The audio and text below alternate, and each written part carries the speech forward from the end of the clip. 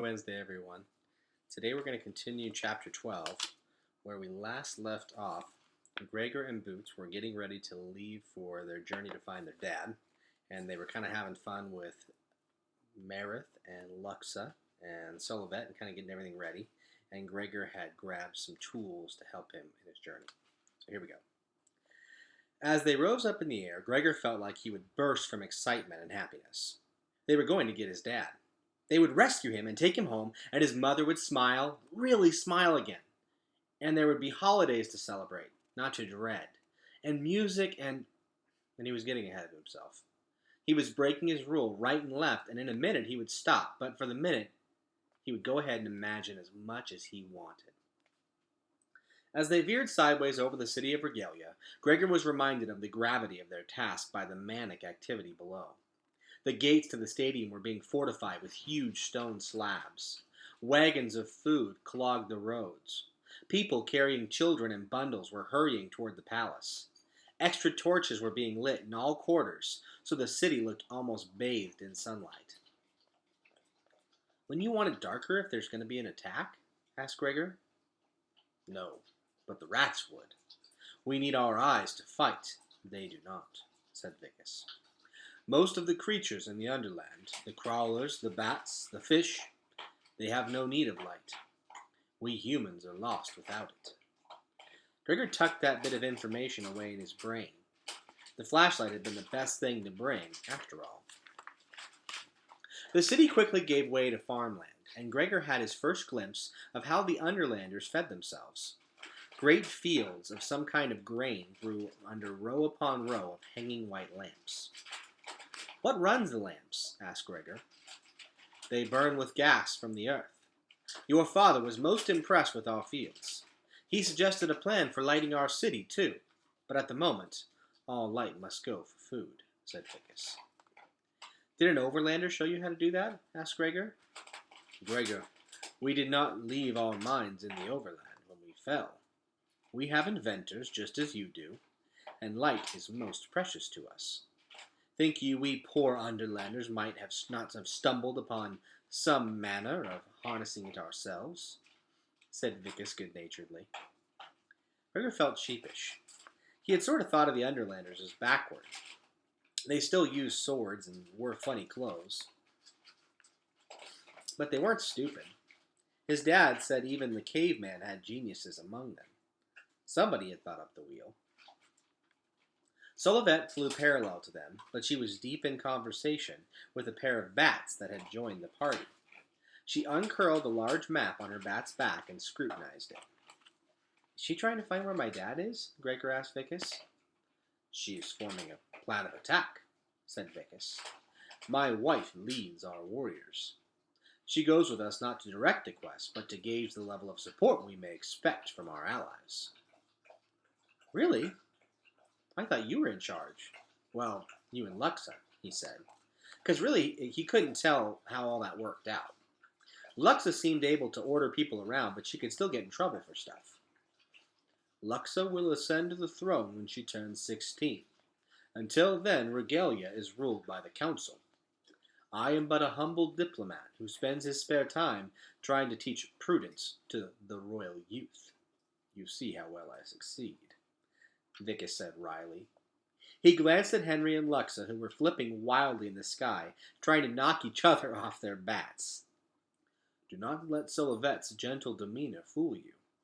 In the planning of battles, she is more cunning and wily than a rat." "Wow," said Gregor.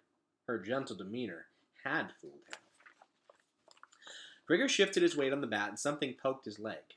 He pulled the prophecy Nerissa had given him from his pocket and unrolled it. Maybe now would be a good time to ask Vicus some questions. "So, do you think you could explain this Grey prophecy to me?" "The prophecy of Grey," corrected Vicus. "What if it puzzles you?" The whole thing," thought Gregor. But he said, "Maybe we could just go through it a piece at a time." And he studied the poem. "Beware, Underlanders. Time hangs by a thread." Well, that seemed pretty clear, and it was a warning. "The hunters are hunted. White water runs red." He asked Vicus to unravel the second line. The rats are traditionally the hunters of the underland, for they would happily track and kill the rest of us. Last night we hunted them to save you, so the hunters were hunted. White water ran red when we left their bodies to the river. Oh, said Gregor. Something was bothering him, but he couldn't put his finger on it. The Nars will strike to extinguish the rest. Are the Nars the rats? He asked. Exactly so, said Vicus. The hope of the hopeless resides in a quest. The quest to get his dad. So he'd escaped, the Underlanders had saved him, and now they were at war and off on the quest. Gregor suddenly knew what was bothering him. So this whole thing is my fault? He said. It never would have happened if I hadn't tried to escape. He thought of the approaching army of rats. What had he done? No, Gregor. Put that from your mind, said Vicus firmly. You are but one player in a very long and difficult tale. The prophecy of Grey trapped you, as it trapped us long ago. Gregor was silent. He didn't exactly feel better. Read on, said Vicus, and Gregor's head drooped to the page. The lights of regalia had faded away, and he had to squint to read by the faint torchlight. An overland warrior, a son of the sun, may bring us back light, he may bring us back none. But gather your neighbors and follow his call, or rats will most surely devour us all. So, you say the next part is about me? He said unhappily. Yes, you are the overland warrior, for obvious reasons, said Vicus. Although Gregor didn't think the reasons were too obvious. You are a son of the sun, as an overlander, but also the son who seeks his father. This is the sort of comedic wordplay Sandwich delighted in. Yeah, he was a funny guy, said Gregor glumly. Ha ha. Now the lines that follow are most grey, said Vicus. Sandwich could never clarify to see if, in fact, you succeed in bringing back light, or if you fail. But he most adamantly insisted we attempt the venture, or die by the rat's teeth. Well, that's not too inspiring, said Gregor. But for the first time, Sandwich had struck a chord with him. The possibility that Gregor might fail made the whole prophecy more plausible. What sort of light am I supposed to bring back? Asked Gregor. Is there a sacred torch or something? That is a metaphor. By light, Sandwich means life. If the rats can truly extinguish our light, they extinguish our life as well, said Vicus. A metaphor?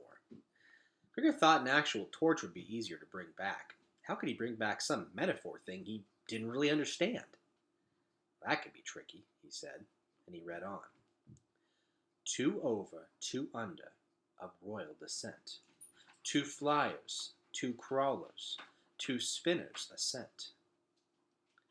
What are all those 2s about? Asked Gregor. That tells us who we must persuade to accompany us on the quest. We are proceeding as if the 2 over are you and your sister. 2 under of royal descent are Luxa and Henry. Henry's sister Nerissa, as you might have gleaned, was not a possible choice. Flyers are bats, crawlers are cockroaches, spinners are spiders. We must go now to assemble our neighbors in the order that the prophecy dictates. First, the bats. The number of bats had been increasing as they flew. Henry led the party into a vast cave. Gregor gave a little jump when he realized the ceiling was bumpy with hundreds and hundreds of hanging bats. But don't we already have bats? Asked Gregor.